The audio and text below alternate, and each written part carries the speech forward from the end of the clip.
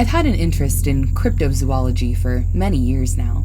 From Bigfoot to the Loch Ness Monster, the subject of cryptids captured my imagination, and I subsequently dedicated my life to proving their existence.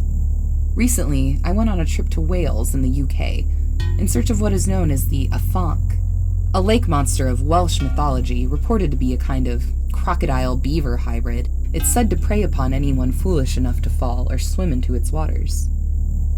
Bemused but friendly locals directed me to the lake near a village that was named after the creature.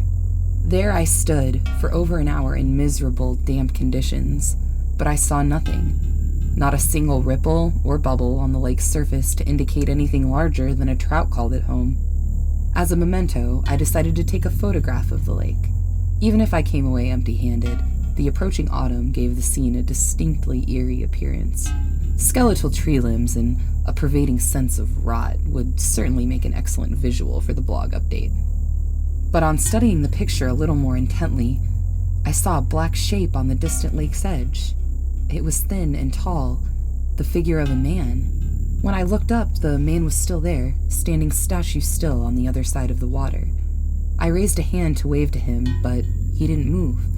He seemed to be wearing thick, black clothing, his face obscured by a black woolen scarf. He didn't make a sound. When I turned to leave, figuring I'd intruded on his favorite fishing spot, he began to crouch. At first it looked like he was slowly kneeling down to pick something up, a fishing rod perhaps, or, God forbid, a weapon. Instead, I watched in utter confusion as the man seemed to arch his back before using all four limbs to race through the trees behind him. I was awestruck, struggling to comprehend what I'd just seen. I immediately took the picture into the nearby village to ask the residents if they'd had any ideas. The patrons of a local pub laughed when I told them what I'd seen, but they didn't laugh when they saw the photographs. They grew quiet before telling me that I needed to leave. The entire train ride back to my home city, I couldn't take my mind off what I'd witnessed. Using the train's Wi-Fi, I posted the pictures to numerous cryptozoology websites and forums, unable to contain my excitement once several users confirmed that they'd never seen or heard of anything like it. Another user posted something morbidly fascinating concerning 3 missing children that had disappeared while playing near the lake, stating that it was possible this newly discovered creature could be responsible. The same user joked that he hoped the thing didn't see me photographing it, but I didn't find the comment particularly amusing. I spent the remainder of the day researching what I'd seen, but I could find nothing.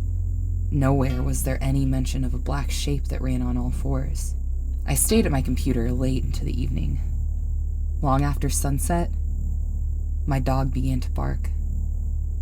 I could hear her scratching at the front door with her paws, yelping wild. When I went downstairs, I found she'd urinated on the carpet, something entirely out of character for her. Once I'd cleaned up after her, she refused to sleep in her doggy bed downstairs, insisting on sleeping at the foot of my bed. Call it a hunch, but I called in an anonymous tip to the North Wales police, telling them to search near the lake for missing children. If nothing came of it, then fine, but something did come of it. The next morning, I woke up to the news that an anonymous tip, my anonymous tip, had led police to the discovery of human remains in the woods near the lake.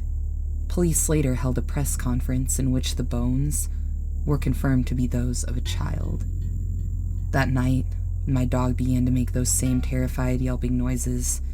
Again, she peed on the rug, something I thought I'd trained out of her years ago. However, it's not unusual for a dog to urinate uncontrollably when it detects a larger predator in the area, which would explain what I saw when I opened the door and peered outside into the dark, rainy night. On the doorstep beneath me was a single tuft of thick, spidery black hair. I think I've found a new kind of cryptid. Only, I think it's gone and found me too.